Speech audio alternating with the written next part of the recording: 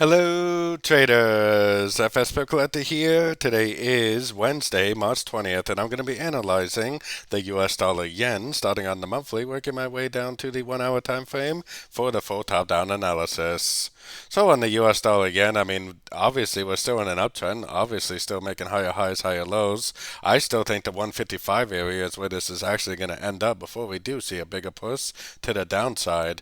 Most of the yen pairs do look like they need to make a 4 and a 5, so it's going to be interesting to see what this one turns out looking like on the monthly time frame.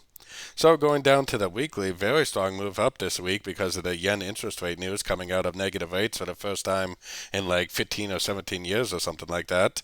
We are sitting at a Fibonacci extension level, but like I said, I still think it needs to take out these highs. Maybe this level will be an area for a pullback, maybe not, but I actually still think the 100% Fibonacci extension right around the 155 area is the more likely area where this is going to end up turning back down.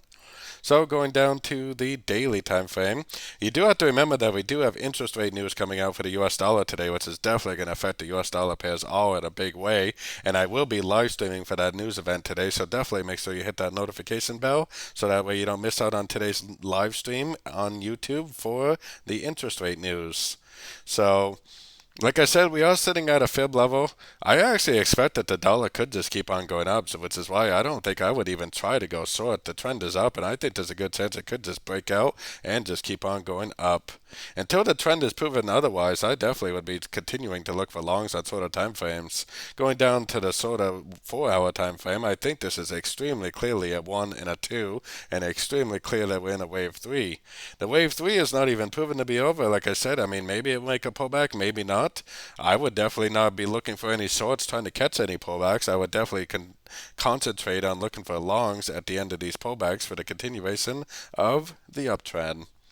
Going down to the 1 hour time frame, very, very strong trend. As you can see, we are at a fib level, but I do kind of think that today's news is going to cause the dollar to go up. I think it may initially cause it to go down, but I think that this is possibly just going to be a spike reversal type situation. This news event does cause spike reversals quite often on the US on the news because the news comes out and then you got a press conference a half an hour later, and it usually doesn't really settle into a move until the Q&A version of the press conference very often does cause a spike reversal. So right now I am looking at this as the most likely scenario, but I'm definitely going to have to reevaluate these right before the news comes out because things could definitely change over the next 6 hours until the news comes out. It's actually 8 hours about until the news actually does come out, and things could definitely change between now and then.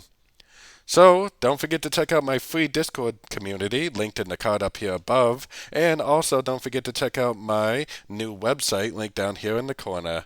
As always, thanks and happy trading.